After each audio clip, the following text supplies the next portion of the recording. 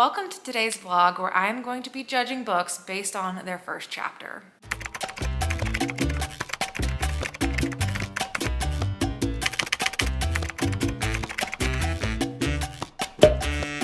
I just thought it would be fun to do a little bit of a spin on the judging a book based on its cover and instead judge a book based on its first chapter. So I'm going to be reading 3 different books. I'm going to read the first chapter and make a prediction for what I think the rating of the book is going to be. Then I'll read the book, and at the end I will let you know if I was actually correct and if I did predict my rating based off of the first chapter. I did just complete the vlog and I'm filming this intro at the end, so I can't predict for you how I predict the video to go based off of the intro because I already know how it's going to go. But it was a fun one. I really enjoy doing this reading vlog in a little bit of a different way, and I'll quickly let you know the books I'm reading and then I'll go ahead and send you back into the vlog. The first book I'll be reading is a highly anticipated new release, The Soulmate by Sally Hepworth. I have read one book from her before and did really enjoy it. This is a domestic thriller about this woman and her husband who live at this area right at the cliff, and people will often come to this cliff to try to take their own lives by jumping off the cliff, and the husband usually stops them. But there's one case in which he doesn't end up stopping them, and then the wife finds out that he may have a connection to that person, and it's all an exploration of what was going on. Next, I'll be picking up What Have We Done by Alex Finlay. I've never read from this author before, but I did have an arc of this. This is a thriller about these 3 people who used to live at this group home together when they were teenagers. Something bad happened. Now they're all grown up and all going upon their separate paths, but the one thing they have in common is someone is trying to kill all of them. And then I'll be picking up A History of Fear by Luke Dumas. This is a book that I've been wanting to read for a while about this guy who kills someone and he claims the devil made him do it. If you want to make this even more fun, take a minute to comment down below before I even begin any of the books what you think my ratings are going to be for these 3 books based off of the synopsis and maybe what you know about my reading taste. What do you think I'm going to rate these books? Now I'm going to send you back in time to when I was beginning the vlog, starting with The Soulmate.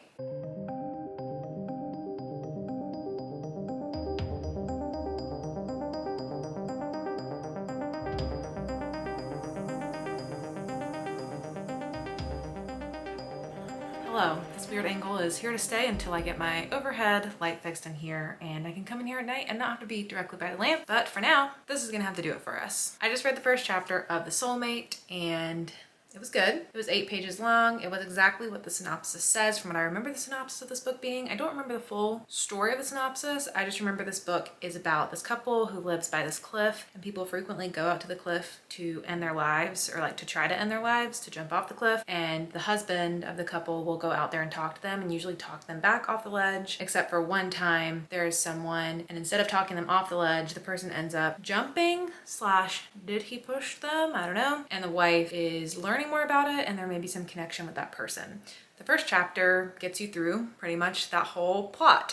You're with the wife, Pippa, as she is in the house with the kids. She sees someone out the window. She sends her husband out there to go talk to them, and the kids are just kind of running around being crazy, so she's not looking out the window, and the next time she looks back, the woman who was standing there is no longer there, and he has his arms outreached. So it was an intriguing first chapter, but also no more intriguing than the synopsis because it's just, you know, what the synopsis says it was going to be. Sometimes books have a surprising first chapter, something kind of wild, and it is a wild first chapter, I guess, if you didn't know what the book was going to be about at all. The chapters are also starting with chapter headers for Pippa, so I'm imagining we're going to get multiple POVs in the story, which I like that, so that's a good sign. And then there's already also this other thought introduced. She has 2 children. Their names are Freya and Asha, and Pippa, the mom, seems to kind of be afraid that Asha might be a sociopath, because she harms animals and just other strange behaviors that she has. So I'm assuming that will also be part of the plot, is like a creepy kid plot. And then we gotta figure out what's going on with his husband. She talks about how handsome he is and like he's too handsome for her, and she wakes up in the morning looking like Shrek, and he wakes up in the morning looking like a Hemsworth brother. So like it's a little bit too good to be true. Does he have a suspicious past? I don't know. But I would say based off of this first chapter, if I had to guess how I'm gonna feel about this book, it did give me the indication that I am going to really like the writing style. I really just got pulled into the writing style. I'm very comfortable with it. I like it. It feels very familiar to the last Sally Hepworth book I read, The Good Sister, and that writing style, and I ended up rating that book a 4-star. Based off of all of that, I would guess that I'm going to also rate this book a 4-star. That would be my prediction. I don't feel like it's going to be a 5-star. Absolutely love it. I don't expect anything too crazy to come out of this plot. It seems like a pretty basic setup. There can't be too many complexities coming into it, but I think it's going to be fun. I think I'm going to enjoy the writing. I think I'm going to enjoy the atmosphere of it being at this cliff setting. I feel like there might be a little bit too much going on with the kids that might detract from the plot. I don't know if the creepy kid plot is going to be significant or not, but all of those things considered, I feel like it's going to be a good time. I feel like it's going to be a 4-star.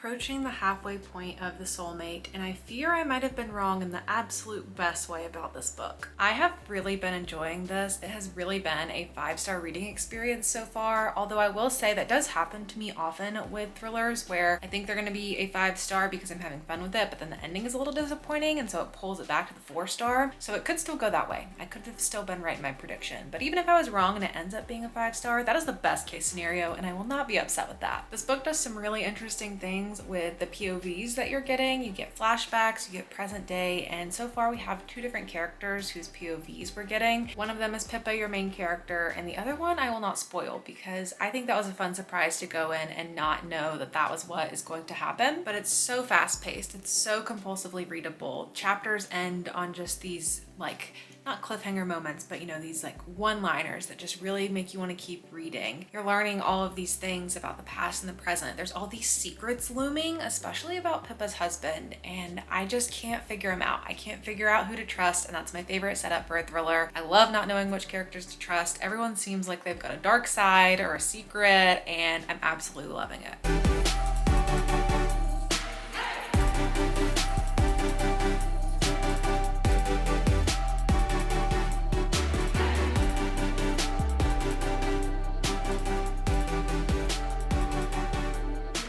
Just finished The Soulmate, and drumroll please, I was right. It was a 4-star. This was exactly what I expected it to be based off of the first chapter and based off of what I have known about Sally Hepworth's writing based on the other book I read from her, The Good Sister. It told exactly the type of story I thought it was going to tell. It was exactly as satisfying as I thought it would be. And it was not a 5-star knock my socks off type of read, but just a fun one that was really, really readable. Something about Sally Hepworth's writing style, her books are just so easy to fly through. Short chapters, engaging, ends on notes that make you want to keep reading the next chapter, and just like real human stuff that makes it really engaging to read. I was reading the acknowledgments in the back of the book, and Sally Hepworth describes her own writing style as funny books about family and murder. It's interesting to hear her describe her writing style like that. I'm not sure that's exactly how I would classify her stuff, but she does sit in this weird like in-between place where her books aren't just literary fiction and they're not straight on thrillers, but they're somewhere in the middle where they're like a literary thriller, where it feels more like, you know, a normal domestic book. These feel like situations that could happen to you. The plot twists aren't over the top. They're usually more like reveals of really human, normal things versus craziness. There is murder for sure, but it feels like a news article you could read. Like it feels like this is the type of stuff that could happen to real people, not these like over-the-top ridiculous thriller concepts that you sometimes read where people get deserted places and then there's this evil conspiracies going on, and I like those kinds of things too, but just to give you a sense of like what to expect with Sally Hepworth stuff, it's more mundane but still so entertaining. By the end of it though, I didn't come away feeling any kind of revelation about this being a standout for me as someone who reads a lot of thrillers and even a good handful of literary thrillers, as I call them too. It was very fun to read, very entertaining. I liked the story. It's not going to stand out as like a top 10 favorite book I'm going to read this year, but it's a solid book to read to pass the time. I flew through it so quickly because it was just so fun to read. And I feel like Sally Hepworth may be becoming a new favorite author of mine. Even though she hasn't gotten a 5-star from me yet, getting 2 consistent 4-stars is a good indication that I will just kind of keep enjoying her books. So I'm definitely going to keep reading more from her. And I'm excited that the first book of the vlog was a success. I did successfully predict my rating based on the first chapter.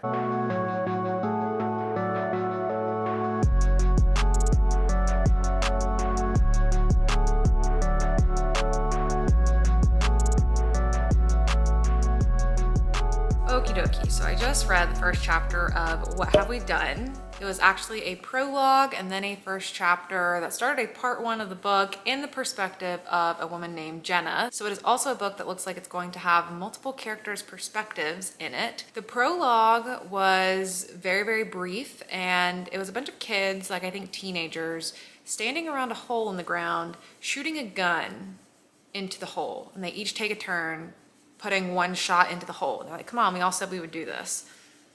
Don't know what that means, don't know what was in the hole. That was the prologue.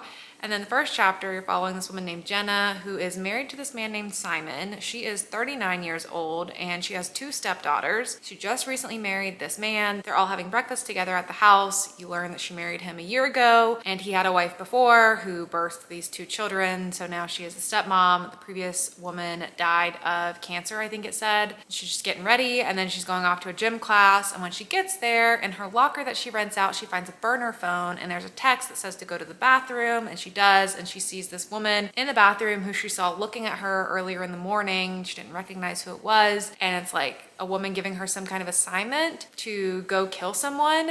And Jenna's like, I don't want to do this, like I have a family now. And the woman's like, that's out of my pay grade, you just have to do this assignment, I'm just the messenger kind of thing. So I guess Jenna's a hitman. And that is where the first chapter ends. That is all I have so far. I guess first let's talk about intrigue. There is a lot of intrigue from the prologue in the first chapter. Stakes seem high. It seems like people are killing people. People have interesting pasts. I don't know where the story's going to go. I also should say I do not remember the synopsis of this book. Every time I read it, I only read the first little headline, which just mentions like 3 perspectives, little taglines of different characters, and they're all going to be connected in some way, I believe is what it is. But I remember nothing about it. I have no idea what I'm getting into, but based off of what I've read so far, I assume something happened in the past with this group of teens, and now they're all grown up, and it's going to come back to bite them in the butt. And you know, things are going to be going on in their present day connected to the past is what I would guess, but I don't really know. And with these high stakes circumstances, I would say they're intriguing. It's an intriguing setup of the story, but the writing style so far, I'm not loving. I don't know, something about it just feels a little inauthentic to me a little bit. I don't really know why. Maybe it's just because I'm coming off of a Sally Hepworth book and I really enjoyed Sally Hepworth's style, and anything else I'm going to be critical of at the moment. I don't know, but I'm not like super immersed in the writing style yet. I don't feel like it is anything special. Nothing's sticking out to me for that. And then anything else I could judge it on, I mean, I don't really have a lot more to work with. That's all I really got to work with. It was very, very short. The prologue was like 1 page, and then the first chapter was 4 pages on my iPad, which is probably like 6 pages of a book or something, I don't know. So I'm not going off of a lot of information for this one, but it feels like something that is going to be a 3.5 star book. That is just what I would predict with what I know right now. That's what I'm gonna guess. We'll see if I was right.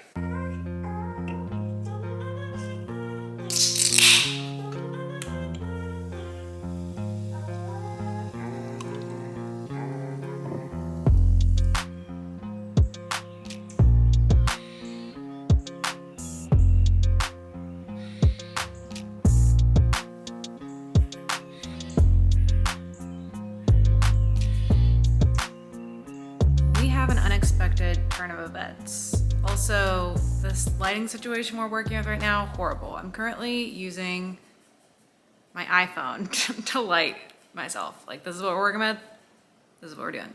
But it works, so we're just gonna let it work. Update on what have we done. The real question is, what have I done? What have I done? I was always kind of hesitant about reading a book from Alex Finlay. I don't know why, something about it. I just had a feeling that this wasn't gonna be an author for me. I know there was some chaos around this author with the previous book they wrote and some problematic representation in the book, and I just heard other things, and I know I kind of avoided it for a bit, and I was gonna give this one a try. I'm 40% through, and I'm DNFing it.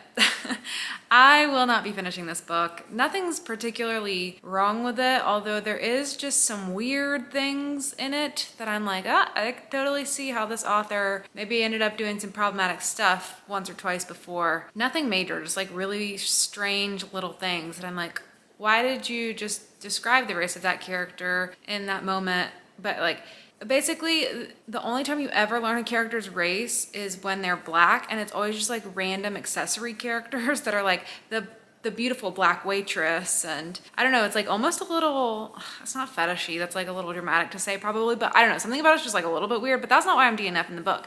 I'm DNFing the book because it's boring. I typically like books that have this survival element to them. I typically find them fast-paced and engaging, and that's one of my favorite subgenres of thrillers is the survival trope. That's essentially what this book is. I had no idea it was going to be that. I did not expect it to be like that. But you're following 3 different characters and they're all being pursued by someone or someones who are trying to kill them. Now it seems like they did do something in their past when they were all at a group home together as teens, and that is why they are being pursued now, but you don't know the full details of that. You just know these people are all being attacked. And 40% into the book, that's just still all that's going on is these people are just being attacked in different ways. And I don't understand why there had to be 3 characters and 3 POVs. That is something that's been getting on my nerves lately, is when there are too many characters who are all experiencing the same thing.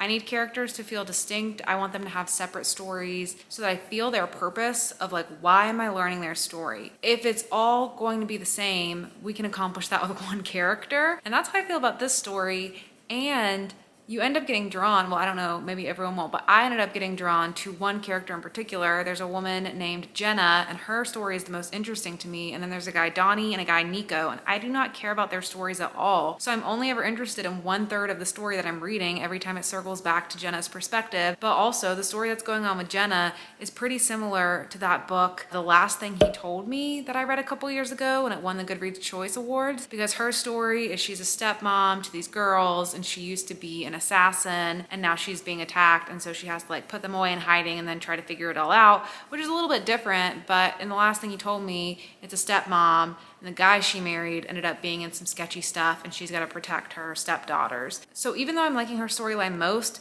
it's not doing anything any different for me than that story did, and I don't even like it as much as I like that story. So all in all, I'm not having a good time, and I don't want to force myself to keep reading this book just to get to the end to say that I didn't enjoy it when I know I'm not enjoying it. So I guess in this case, I did not correctly predict my rating, because my rating would not be a 3.5 because I'm actually DNFing. And I don't rate books when I DNF them, but I have a feeling if I got to the end of this, it would probably be more like a 2-star. So now I'm feeling a little bit slumpy because I don't like when I'm spending a significant amount of time reading a book that I'm not enjoying. And now all I want to do is read something that I'm super excited to read. So what I'm going to read next is not a book that I originally planned, because I was planning on getting through more NetGalley arcs in this video, and I don't think I'm going to read an arc next. I guess I still kind of could. But what I want to do is I want to read a couple books I'm personally really excited about. I want to read their first chapter, see which one excites me more, see if I think I can predict potential 5-star, and go with that one, and hopefully end this video on a really positive note. So the books I'm planning on picking up and reading the first chapter of right now include Our Wives Under the Sea by Julia Armfield, which I've been trying to read forever and I just want to get around to it, and A History of Fear. Similarly, really want to read it, been trying to get around to it for a while. So I'm going to try these 2 and see if, based on the first chapter of them, if either one feels like a 5-star or which I'm more drawn to, and then that's what we're going to pursue. And if neither of them feel like a 5-star, I'm just gonna go back to the drawing board.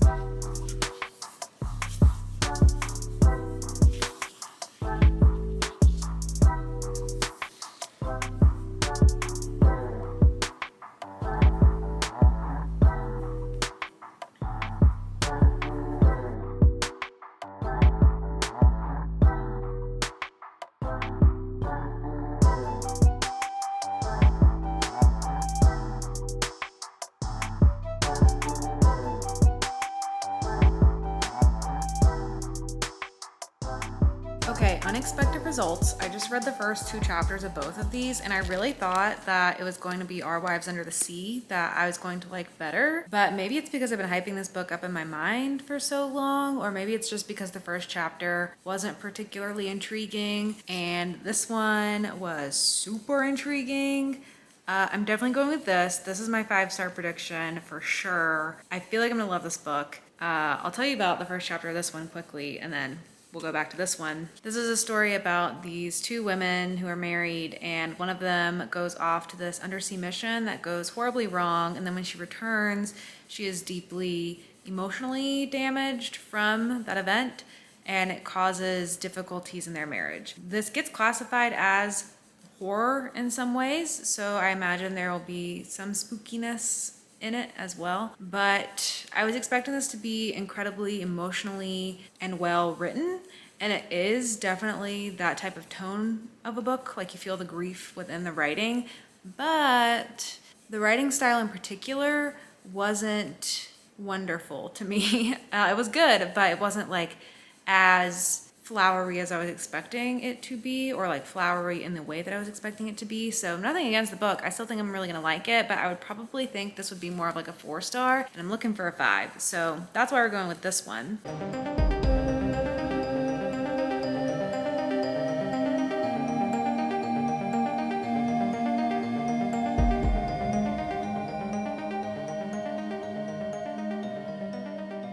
The first chapter of this was actually an editor's note from the editor of the book in the fictional world of it, not the literal editor of this book. And it is going to be following mixed media, which I did not know. And it's going to be you're reading the diaries of the man who is the murderer in this book.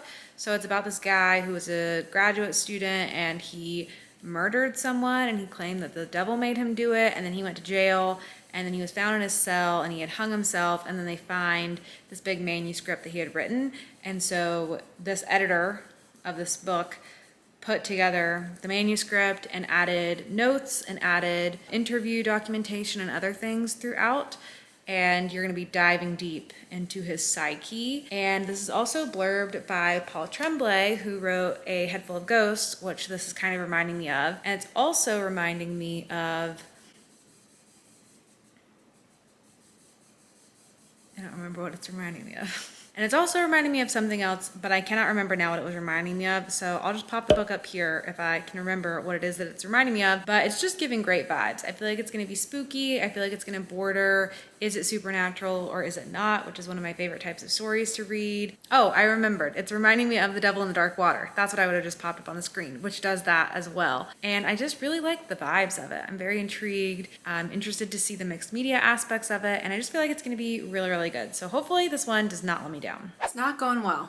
It's not going well. I really thought this would be a 5-star. I'm about halfway through now, not even halfway through, and it is a wordy book. It is a difficult one to read. I highly recommend the audiobook if you plan to read this one, because it is a little bit dull to read. I do still have hope that I'm going to enjoy the second half and some of the things this book is doing and the messages that it's going to be telling. However, the journey to get there is a little bit painful. It's a little more painful than I expected. I think the big thing with this is it's so much reading, this like exposition, these journal entries where this guy is writing this happened and I was thinking this and this happened, and there's not as much dialogue, and I really get immersed in a story with the dialogue. That's how characters come to life for me. And when it's just like exposition, thoughts, internal monologue, thoughts, exposition, it drags on a little bit for me. So maybe this is just a personal thing, but I'm having a little bit of a hard time with it. I still think it's good. I still think it's interesting, the story that it's telling. It's just my enjoyment factor is hindered. I could still see this coming out as maybe a 4-star, but I don't think it's gonna get that 5-star potential. I don't feel like I'm gonna be right about this one, but what I plan to do is to really rely on the audiobook a lot. I'm gonna try to listen to it some more while I'm getting some work done and see if hopefully things turn around, if hopefully I get more invested in the book. But at this point, I'm kind of like just ready to get through with it because it's not the most fun. But let's see. I'm gonna still give it a chance. I feel like it could still end up being a good book if it can keep me entertained through the end. Hello, Cooper and I are here to tell you about the end of this book because I did indeed finish it. I also have the TV on. I realize it's gonna be annoying because the colors are changing, so let me turn that off. So I really loved the idea of what this book was trying to do. I really love the message of it. I really like how it takes on ideas about, and he's gone. I really like how it takes on ideas about repression and queer identities in religious areas, and how often queer identities get repressed when they are in communities surrounded by religious people who condemn them for that and don't accept that part of their identities. I really thought it had a great idea, and all the pieces theoretically work so well in my mind, and all the pieces make this book that I should have loved. The thing that really held me back from loving this was the writing style, but that's really all it was. I really think it was such a good idea. Like, on paper, it's such a good idea. This is the type of book that I would love, but it just didn't work for me because of the writing style. I can think of so many other authors that I really love, and I'm like, oh, I wish they would write this book. Like, if Paul Tremblay wrote this book, I'm sure I would have loved this book. It's not to knock on this author, it's just the writing style didn't personally work for me. It just felt so overwritten and overly concerned with having this air of a literary prestige that I couldn't get lost in the text. I was getting lost in a bad way, where it was just like going on and on and on, and it disconnected me from the story instead of keeping me engaged in the story. And I'm sure plenty of people won't have that issue, but for me, the writing style, it didn't do it for me. So I think where I'm gonna land with the rating for this one is probably like right around a 3-star. Really liked the ideas of it, but the overall experience of it was just not as fun as I wish it would have been for me. So I did not correctly guess my rating of this book by the first chapter. The first chapter really tricked me because I really liked what it was setting up and the concept. I just didn't realize it was going to have that intense of a writing style the whole time, and for 360 some pages,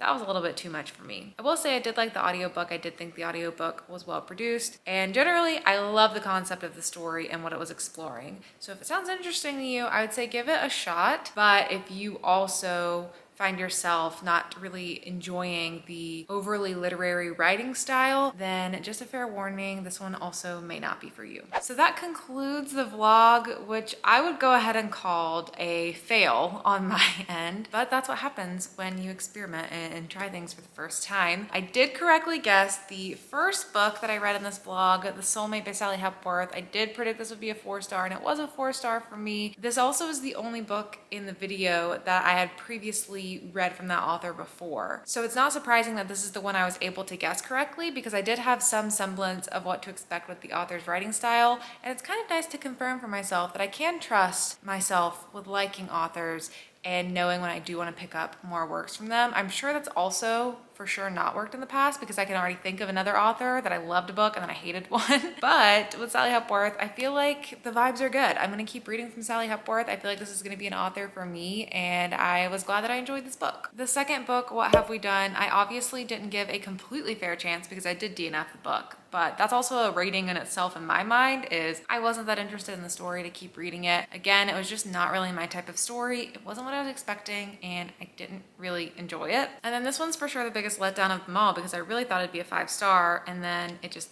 wasn't. But it was really only the one thing holding it up being the writing style, so I don't feel like that was too much of a loss on my end. But it is still disappointing because I like to win. I like to be right and I did not win, and I was not right. I only got 1 out of 3 correct, but I still think it was fun. I think it'd be fun to do this again, or other kind of fun little experiments to judge a book based off of. Maybe I'll do its cover, or I don't know, other people's reviews, or I'm sure there's a million other ways I could spin this. So if you enjoyed this, let me know down in the comments below, and let me know if there are any other renditions that you would like to see. Also, let me know if you're interested in picking up any of the books that I read in this video, or if you've already read them, let me know what you thought about them as well. But that is it for me. Thank you so much for watching, and I'll see you all in my next video. Bye.